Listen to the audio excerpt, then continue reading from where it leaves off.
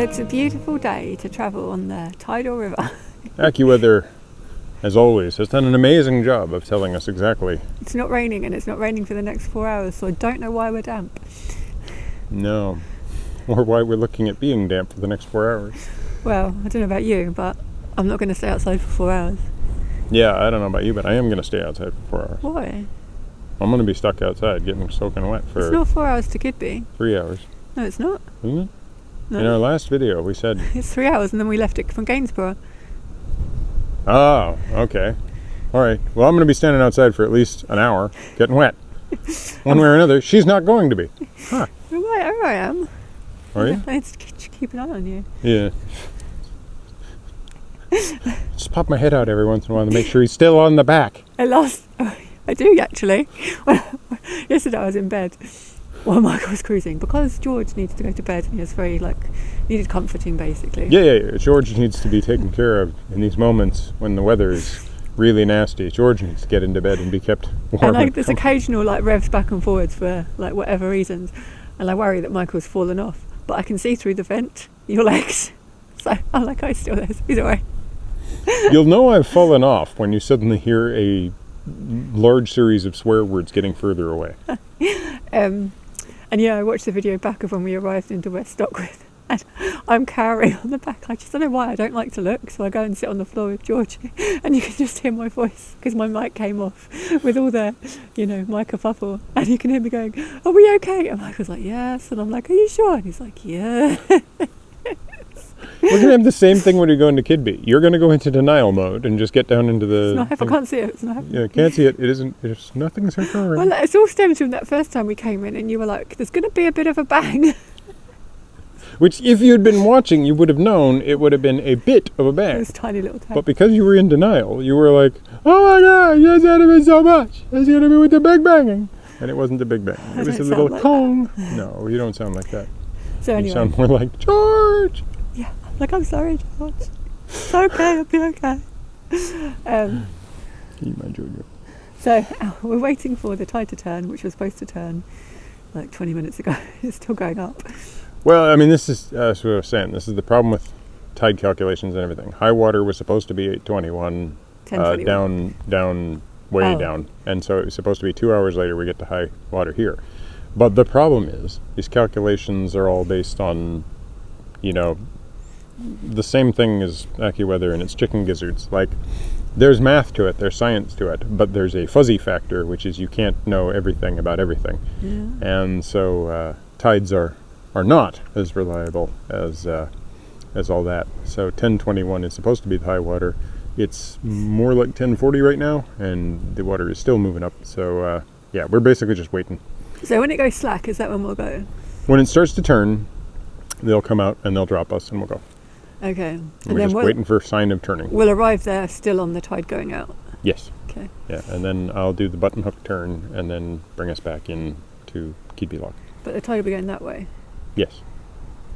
Which is why I do the button hook turn, pointing back up towards the tide. Oh, and then you'll come back slowly? Yeah. Right. That's the whole point. Got you. Knows what I'm doing.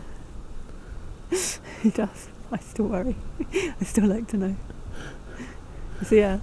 Every once in a while she's just like, this might be the moment he decided to go senile and make a completely different mistake from last time. Trust but verify. Trust but verify. Someone taught me that. Yeah, I know. I do appreciate it. I understand. Every time you go in denial, I'm like, that's what I'd be doing. So yeah, so onto the Stainforth and Keadby Canal. I'm going to insist we stop at Keadby because it's another 4 hours to Thorn. Yeah, fair enough. So Thorn probably tomorrow then. When's my day off? Well, the thing is, Thorn is the place where we can readily access food and stuff. And also, my cell phone, my iPhone, decided to throw some sort of a wobble yesterday, and my speaker died. Yeah. And Thorn is the first place I can think of where I believe there's an electronics repair place. Or a train to one. Yeah. So. All right. But yeah, okay. So yeah, anyway, Tidal Trent coming up again. The water is slowing. Do you think? But I'm not going to keep talking in real time about that fact. All right. Okay.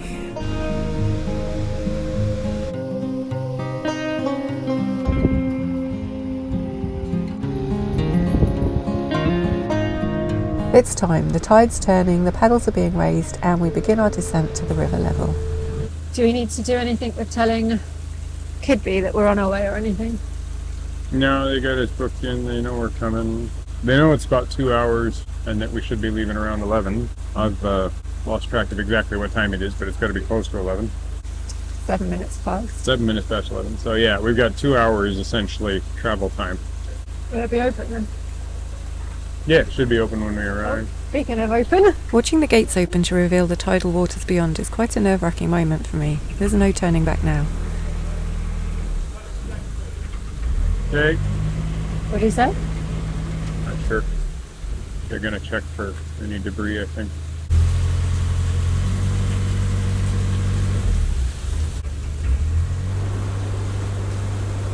Yep, we got the thumbs up.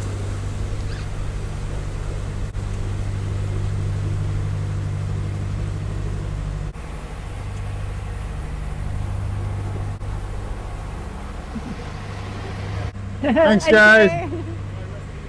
Thanks. Have a good one. Thanks for the cookie. The West Stockwith lock keepers are always so helpful, and George likes them too, especially after they gave him a treat. We're off. So, opposite West Stockwith is East Stockwith. 3-hour walk from West Stockwith. There is no bridge. Which is the quickest way to walk north or south? You got to walk down to Gainsborough Oh, wow. to cross the bridge to get over there. Yeah,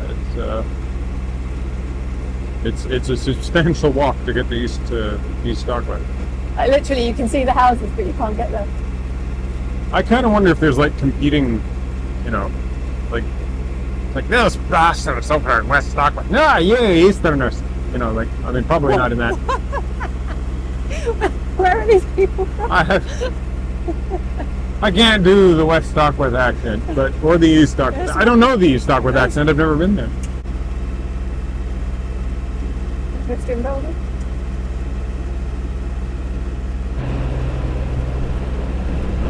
So I've forgotten the name of this river, but we're just passing the sluice. I want to say Irwell. No, that's not the Irwell. Idle? I think it might be the Idle or the Idle. Oh, and there's the White Hart Inn where Michael went yesterday. Yeah, quite nice cauliflower, broccoli, and stilton soup.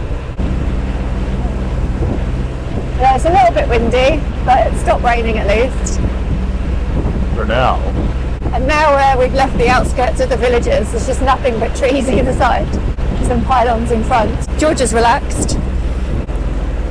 I remember this being fairly straightforward from here down. Yeah, right? it's much straighter than further upstream. I think there's like one bend where I've got to do the same trick of like just not go to the inside of the bend.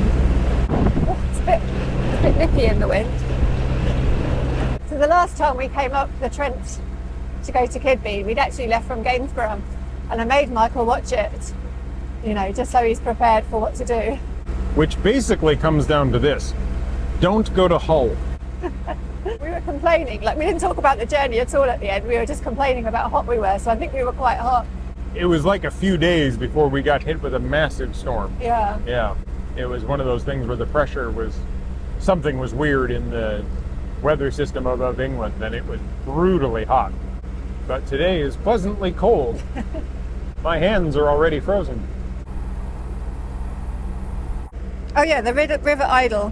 There is not much danger of grounding on this stretch of river. There's usually more water near the bank, which is a training wall. Keep 20 foot off bank at the bridge. Go through the left hand, looking downstream. Yeah, go through the left hand. Oh, it's a long way. There's Keadby.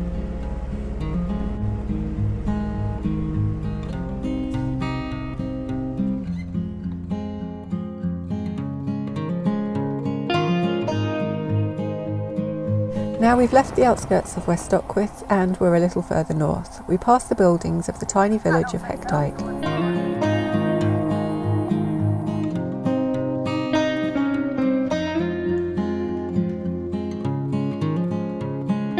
As there's no navigational notes to follow, we just stick to the centre of the channel.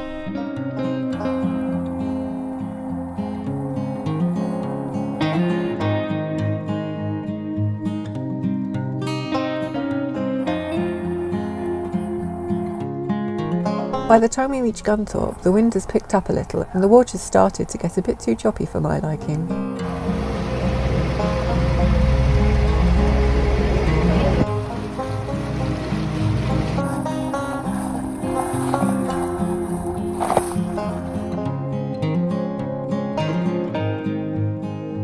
The trip we're doing from West Stockwith to Keadby is about 12.5 miles. We're about a quarter of the way now, and this pumping station is on an historically dangerous bend called Jenny Herne. Folklore says that Jenny was a boggart or pygmy who lived here. One version of the story tells how she crossed the river in a pie dish propelled by oars the size of teaspoons in order to feed farm crops on nearby fields. She had a human body and the face of a seal. Another version says she lived in the water, had huge eyes, long hair and walrus tusks. Either way, we didn't get to meet Jenny.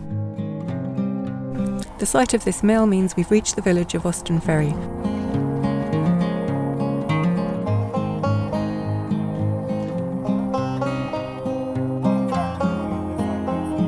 Opposite Austin Ferry is East Ferry, and I'm guessing there was a ferry here at one point. There's a marketplace and a couple of pubs, but no tidal moorings for visiting boats.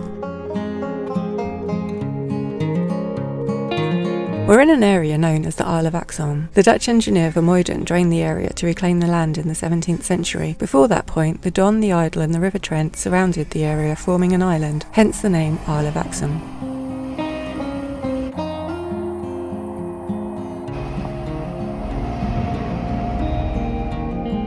Poor George looks freezing.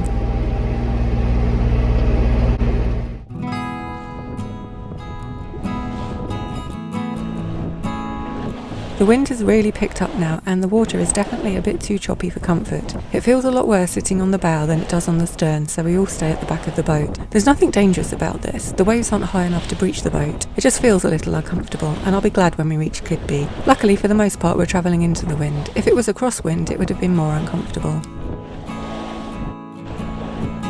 I have sped bits up here, but I'll put the full real-time footage on our second channel this week if you want to watch the whole journey. Water's hitting the camera on the roof of the boat, and when I go to change the camera battery I get splashed on the back of my hood. We're definitely better off on the stern.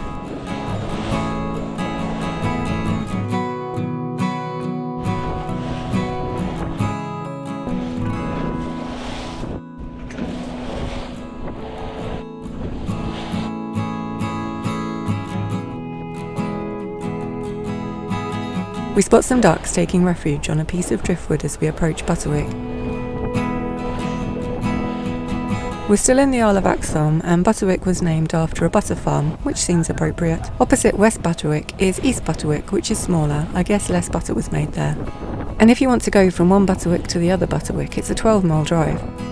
These are the East Butterwick mooring dolphins. Not suitable for narrowboats to moor on though.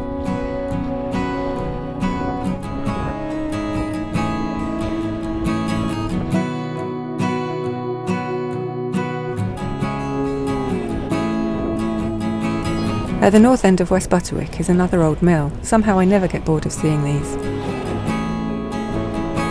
We're now approaching the M180 road bridge, so we'll move over to the left-hand side of the channel, but remembering to keep at least 20 feet off the bank. The view from the stern shows how choppy the water is. I think the camera on the front of the boat manages to level the image out somehow.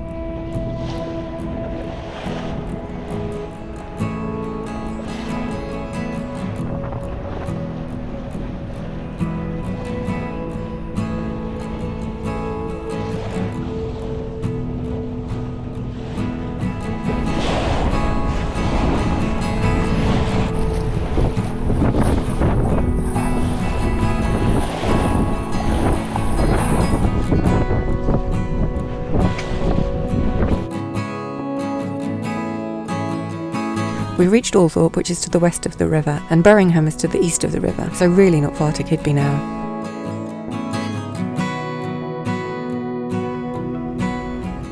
I always think they get a trick wrong with the naming of the villages. Like, you know how you had West Stockwith and East Stockwith? And here's Althorpe, and across the river is Berringham. But really it should be Althorpe and not Althorpe, or Berringham and not Berringham. Freaking cold. It's funny how it's the exact opposite of the last time we did this. Honestly, it hasn't been hairy at all, but it's felt hairy to me. Well, the last time we did this, it was stiflingly hot, massive humidity because of the heat. but no wind. And this time it's like the wind's blowing like mad, and it's always blowing towards us. So we've been cresting all these waves that are just the wind's driven the waves up. And with waves, I'm always like, it's all right, there's no white tips, it's fine, but there's white tips. Nothing inherent about white tips makes the waves any more I problematic. know, it's psychological. Yeah. When it's cresting over you, you have a problem. So we're just coming up to Keadby. I can see the bridge. We're going to go under the lifting span. I wish they'd lift it for us. The lockkeeper's expecting us. We booked in yesterday, but because I'm a warrior, I just called. And he said it's ready for us, so that's good. I'm so ready to get off this river. That's what you said last time. And then I said I missed the river as soon as we got off. Yep, and you're going to do that again. That swing bridge is really quite a structure. No, it's a lift bridge, isn't it? Yeah, sorry, I said swing bridge. I might have said swing bridge too. It is a lift bridge, and it's got that big kind of funnel-shaped thing at the end there. That's the counterweight, right? I wish I could actually see that in operation just to understand. I wonder when how often it gets lifted, if ever. Like, I can see the mechanics of it. It rolls backwards and it lifts up, right? It's not that complicated, but there's something about size of it that just makes it seem like I'd really like to see it happen, just to be able to kind of wrap my mind around it. There's a road bridge and a rail bridge. Yeah, obviously living on canals, we've seen our fair share of lift bridges, but something Joe can go out and pull on one end of and it lifts up. It's not the same thing as this structure in front of it. No ships today. There's still going to be traffic along here. I don't think there's going to be anything big enough through to require that thing to be lifted. It is impressive. Bit sad that it gets made and then not used. Well, maybe you should buy a big boat and then you can go in there.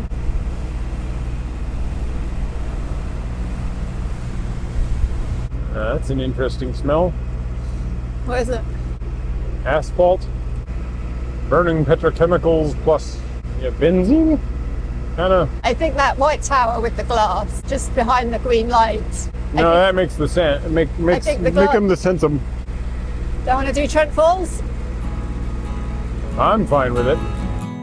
If we don't turn into Keadby Lock, we could theoretically continue to Trent Falls, as it's a bit of a shortcut to Gaul and up the Ouse to York. Even less narrowboats do that section than this one, and I'm not surprised with a name like Trent Falls. So there's that power station that's online with the canal. How long until I disappear down? The what? How long until I hit the floor? Oh yeah. Just need to make sure you know what you're doing. Are you not nervous at all? Nope. Even the slightest bit apprehensive about... This part? Yeah. No. Yep, still can't see the opening. No, that's the tricky part. Like, it is right there. I now see the inner wall. By the tower, yeah. But it's because it's all just those vertical concrete stanchions, it's really quite well camouflaged. We're just going to call that seating position denial from now on. Okay. Okay, so yeah, I see the lock just fine now. I'm going to start the turn in a second. Don't go too soon. Don't go too soon. Don't turn too soon. We're now past the lock.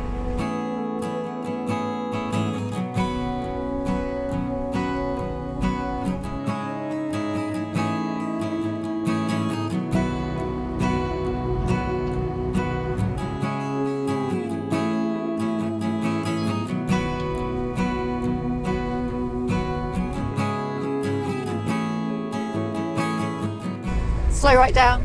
I'm pushing into the water now. All right. If I slow it further down, we're going backwards. How far to the lock? 80 feet. The only problem right now is I've got the wind coming at me at a funny angle, so I'm getting kind of blown towards the wall. Right.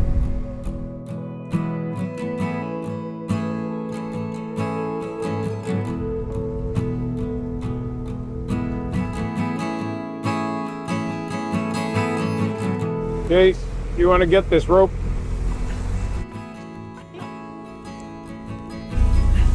Nothing to worry about. No, see, that was easy. No problem.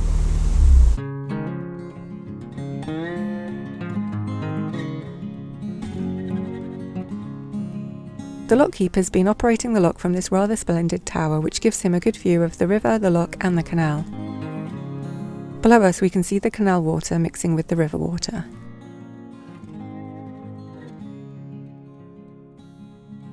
The lockkeeper here is just as friendly as the ones at West Stockwith, so after a quick catch up and before we can moor up, he's going to swing the bridge in front of us.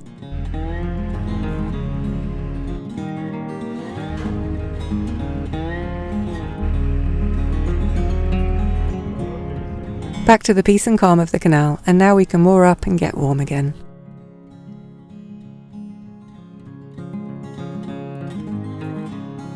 Yeah, so apparently the railway swing bridge up ahead had some sort of servicing happening to it. So for the last few months there's been a restriction where instead of just kind of rocking up and going through, and I remember we had like a 15-minute wait last time or something like that. Yeah.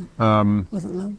But instead of just sort of rocking up and being moved through, they've only been moving through boats at 10 p.m. Originally they said 6 a.m. and 10 p.m. and like 6 a.m. is perfect because then you've got the rest of the cruise, but 10 p.m.'s not ideal. Miserable.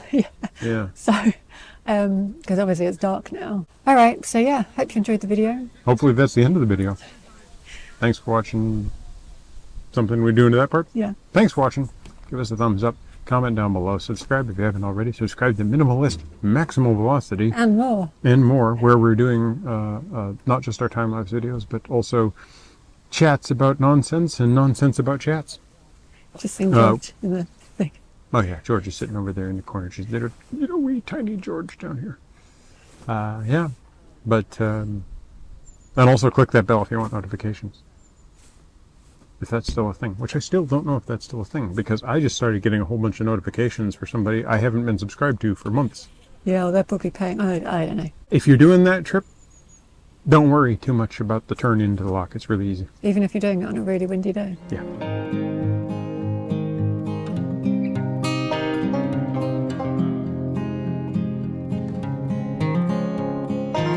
We're off. Get off to see the wizard, the wonderful Wizard of Ooze. I really hope there's no wizard. Unless it's Harry Potter, of course. I don't know that I'd actually want to meet Harry Potter. There's a creamery. What exactly is a creamery? Somewhere where you buy milk. I don't know. This is where we abuse the cattle. Oh, it's not a creamery. Carvery. Okay. Well, that makes